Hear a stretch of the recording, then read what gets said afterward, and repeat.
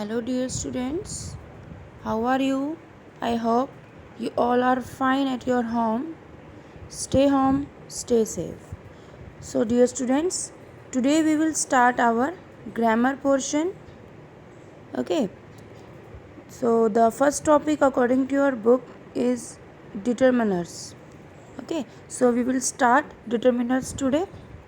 Now, first question raised in your mind is what is determiners? Determiners is used before noun to clarify noun. Determiners as adjective काम करते हैं, एक तरीके से adjective ही होते हैं और नाउन से पहले आकर नाउन को क्लैरिफाई करते हैं. These are the modifying words that basically provide some information about the noun. ये बेसिकली मॉडिफाइंग वर्ड्स होते हैं एज एडजेक्टिव जो कि किसी भी नाउन से पहले आकर नाउन के बारे में आपको इन्फॉर्मेशन देते हैं कि कितनी नाउन है, मतलब क्वांटिटी क्या है, किसकी है. ओके, इस टाइप से एग्जांपल्स देखिए. My pen, some water, last month, this book, a chair and 2 students. Now see the examples. In first example, before pen, my means whose pen is this? My pen. Pen से पहले क्या लगा है? my लगा है first example में, तो जिससे आपको ये पता चल रहा है कि पेन किसका है? मेरा है, my. तो यहाँ पे जो my है वो डिटर्मिनर है और पेन आपका नाउन हो गया.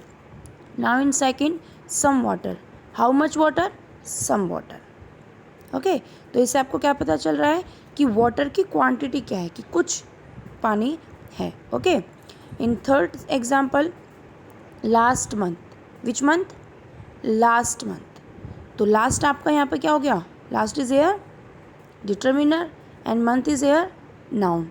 तो लास्ट मंथ को क्लैरिफाई कर रहा है कि इससे आपको क्लियरली ये पता चल रहा है कि मैं आपसे कौन से मंथ की बात कर रही हूँ. Okay, next, this book. कौन सी बुक के बारे में बात कर रहा है? This book. This book means कि आपके पास जो बुक है मैं उसकी बात कर रही. तो this is air determiner and book is air noun. Now next, a chair. Okay, a is air determiner and chair is air noun. जिससे आपको क्या पता चल रहा है कि मैं कितनी चेयर की बात कर रही हूँ? एक चेयर की. ओके, मैं किसी पर्टिकुलर चेयर की बात नहीं कर रही हूँ. Next is 2 students. How many students? 2 students. तो here 2 is determiner and student is here noun. और स्टूडेंट से पहले आकर 2 ने उसको मॉडिफाई किया कि मैं कितने स्टूडेंट्स की बात कर रही हूँ? 2 स्टूडेंट्स की बात कर रही हूँ. So this is the definition of determiners. कि डिटर्मिनर्स क्या होता है ये मैंने आपको एग्जांपल्स के थ्रू समझाया कि किस तरीके से वो नाउन के पहले आके नाउन को क्लैरिफाई करता है, मॉडिफाई करता है और कुछ इन्फॉर्मेशन प्रोवाइड करवाता है हमें नाउन से related. Now the types of determiners. Basically there is 5 types of determiners but in many books given 6 types. Okay, now the first is articles, second one is demonstrative, third one is possessive, fourth one is quantifier and the last fifth one is interrogatives. Okay, first, articles. There is basically 3 articles, a and the. A and is here indefinite article and the is here definite article. Second one, demonstrative. Demonstrative word comes for physical when you touch anything physically. मतलब ये जो word आया है ये demonstration से आया है. Demonstration का मतलब होता है फिजिकली किसी चीज़ को करके दिखाना. ओके, तो basic demonstrative determiners are this, that, these, those, certain, such. Okay, now next one is possessive. Possessive determiners जो वर्ड है वो वर्ड आया है पजेशन से। किससे आया है? पजेशन से। पजेशन मीन्स मालिकाना हक, ऑनरशिप, कि जब आप किसी चीज़ को कहो ये मेरा पेन है, ये मेरी बुक है, ये उसकी बुक है, तो वो क्या हुआ? आप उसका पजेशन बता रहे हो, मतलब कि आप उसको ऑनरशिप बता रहे हो कि ये जो बुक है, ये पेन है, ये किसका है।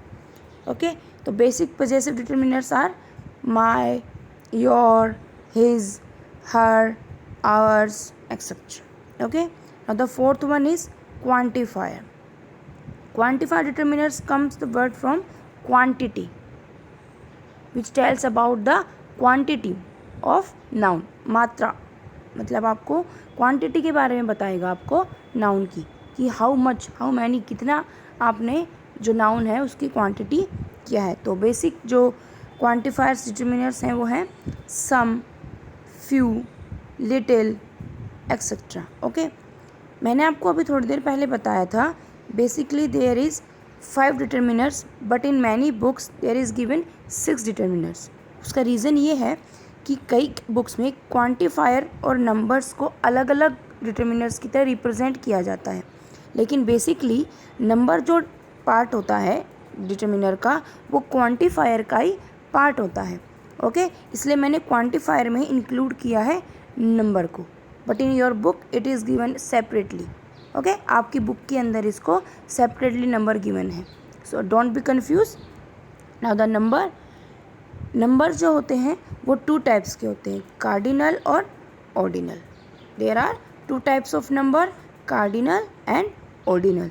Cardinal means 1, 2, 3, 4, 5, 6 like that. Okay, and ordinal number is first, second, third, fourth, fifth, sixth, like that. Okay, now the last one is interrogatives. Interrogative determinants, they basically there is 3 interrogative determinants whose these are the specific determinants. Means specific means definite. Okay, and what is general determinants, as like a and the articles. An is indefinite and the is definite articles. Now students, we will teach the types of determiners one by one. The first determiner is articles. There are 3 articles, a and the. The words a and the are called articles. Articles are actually adjectives as they describe the nouns that they precede. They define the nouns as specific or unspecific. Okay, articles जो होते हैं basically जैसे मैंने आपको बताया था as a determiners adjectives की तरह काम करते हैं। तो जो आर्टिकल्स होते हैं ये भी नाउन को डिस्क्राइब करते हैं जो कि उनके पीछे लगी होती है, मतलब जिसके पहले की ये आते हैं उसको ये डिस्क्राइब करते हैं। ओके, और ये डिफाइन करते हैं नाउन को एज ए स्पेसिफिक और अनस्पेसिफिक। ये किससे पहले लगेंगे? अनस्पेसिफिक नाउन से पहले लगेंगे। So there are see there is example, a boy is walking on the bridge.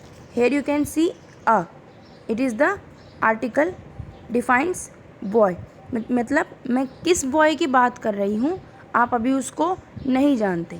Okay, boy common उसके अंदर आ गया, ठीक है, तो उससे हमने पहले क्या लगाया? ए लगाया। Is walking on the bridge. अब आपको पता है कि मैं आपको कौन से ब्रिज की बात कर रही हूँ, on the bridge. Okay, so there is 2 types of articles, definite article and indefinite articles. The is here definite article and a and n is here indefinite article. Now first we will teach indefinite articles. तो पहले हम पढ़ेंगे indefinite articles. The articles a and n are called indefinite articles because they do not specify a particular person or thing. They are non-specific and non-particular. A and N indicate a person or a thing that is undetermined. In other words, you can say A and N indicate a person or a thing that is undetermined. A और N जो articles होते हैं वो उनको हम indefinite articles बोलते हैं. Why we can say it indefinite article? क्यों कहते हैं हम इन्हें indefinite articles? Because they do not specify a particular person or thing. क्यों कहते हैं? क्योंकि ये पर्टिकुलरली किसी स्पेसिफिक पर्सन या थिंग को स्पेसिफाई नहीं करते हैं. ओके, इनको जनरल में यूज़ किया जाता है. So they are non specific and non particular. For example, I met a girl. Here a is article, indefinite article which used before noun girl, जो कि यूज़ हुआ है नाउन गर्ल नाउन से पहले. अब गर्ल, मैं यहाँ पे गर्ल की बात कर रही हूँ. अब वो गर्ल तो कोई भी हो सकती है, सभी लड़कियों को गर्ल ही बोला जाता है. मैं किस गर्ल की बात कर रही हूँ, आप उस गर्ल को नहीं जानते, आपको उसके बारे में नहीं पता. तो ये क्या हो गया, कौन मतलब किस इसके अंदर आ गया, non particular person. Okay, now the second example is he is an honest man. Okay, he is an honest man. honest is a noun और उससे पहले क्या आ गया, आर्टिकल एन आ गया. क्योंकि मैं यहाँ पे कौन से ऑनेस्ट मैन की बात कर रही हूँ, आप उसके बारे में नहीं जानते, इसलिए आपने यहाँ पे क्या किया, एन का यूज़ किया. ओके, तो जिससे कि ये पता चला कि ये जो नाउन है वो नॉन पर्टिकुलर है, नॉन स्पेसिफिक है. Okay, now let's just see some rules of indefinite articles. It determines the singular countable common noun. First one is कि जो ये डिटर्मिनर्स हैं, इंडेफिनिट बोल सकते हो जिन आर्टिकल्स को, ये जो आर्टिकल डिटर्मिनर्स हैं ये केवल सिंगुलर, काउंटेबल और कॉमन नाउन को ही मॉडिफाई करेंगे. आपकी जो नाउन है वो सिंगुलर होनी चाहिए, प्लूरल नहीं होनी चाहिए, काउंटेबल होनी चाहिए, अनकाउंटेबल नहीं होनी चाहिए और कॉमन नाउन होना चाहिए. बेसिकली जैसे मैंने अभी यूज़ किया ना, गर्ल, मैन, ये क्या है, कॉमन नाउन है. बॉय, ठीक है, ये सब क्या है, कॉमन नाउन है जिसको आप सबके लिए यूज़ करते हो, किसी पर्टिकुलर पर्सन के लिए उस वर्ड का यूज़ नहीं हो रहा है. तो ये इन तीन चीज़ों का ध्यान रखना. Remind the three things. It determines the singular, countable and common noun. आपकी जो नाउन है वो सिंगुलर होनी चाहिए, काउंटेबल होनी चाहिए और कॉमन होनी चाहिए. Now next one is the opening sound of the word decides the use of a or n. Here you can, in examples, I met a girl and he is an honest man. Here there is two nouns, girl and honest, but articles are different, a and n. Why we use here a or n? Why we don't use here in both sentences a and in both sentences n? कि क्यों हमने इन दोनों sentences के अंदर एक में ए का use किया, एक में एन का यूज़ किया? क्यों हमने दोनों के अंदर ए का यूज़ नहीं किया और क्यों हमने दोनों के अंदर केवल एन का ही यूज़ नहीं किया? रीज़न क्या है? The opening sound. आप जो नाउन ले रहे हो, जिस नाउन को वर्ड मॉडिफाई कर रहा है, उसकी जो ओपनिंग साउंड है, उसकी जो प्रोनाउंसिएशन है, ओके, वो जो वर्ड है उसकी जो प्रोनाउंसिएशन है वो डिसाइड करती है. अगर उसकी प्रोनाउंसिएशन वोवल साउंड के साथ होती है तो आप एन का यूज़ करोगे. अगर उसकी प्रोनाउंसिएशन कॉन्सोनेंट साउंड के साथ होती है तो आप ए का यूज़ करोगे. देखो यहाँ, here see, girl, consonant sound, so a. Honest, honest, O. Vowel sound, so an. Okay, next is a is used before singular countable nouns. which begin with a consonant sound. ए का use आप करोगे singular countable noun से पहले, जो कि जिसकी जो sound होगी वो अभी जैसे मैंने आपको बताया स्टार्ट होगा with a consonant sound. For example a book, book, listen, book. तो बुक से कॉन्सोनेंट साउंड आ रही है, तो बुक से पहले आप क्या यूज़ करोगे? आ यूज़ करोगे. Next is table, table, table. तो टे मीन्स कॉन्सोनेंट साउंड आ रही है, तो आप यहाँ पर भी ए का ही यूज़ करोगे. Next is chair, means chair. तो च की साउंड आ रही है, ओके, इट इज़ कॉन्सोनेंट, तो आप यहाँ पर ए का यूज़ करोगे.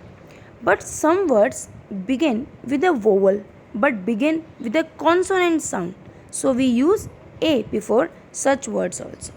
कुछ वर्ड्स ऐसे होते हैं जिनकी आप जो स्पेलिंग होती है वो तो किससे स्टार्ट होती है?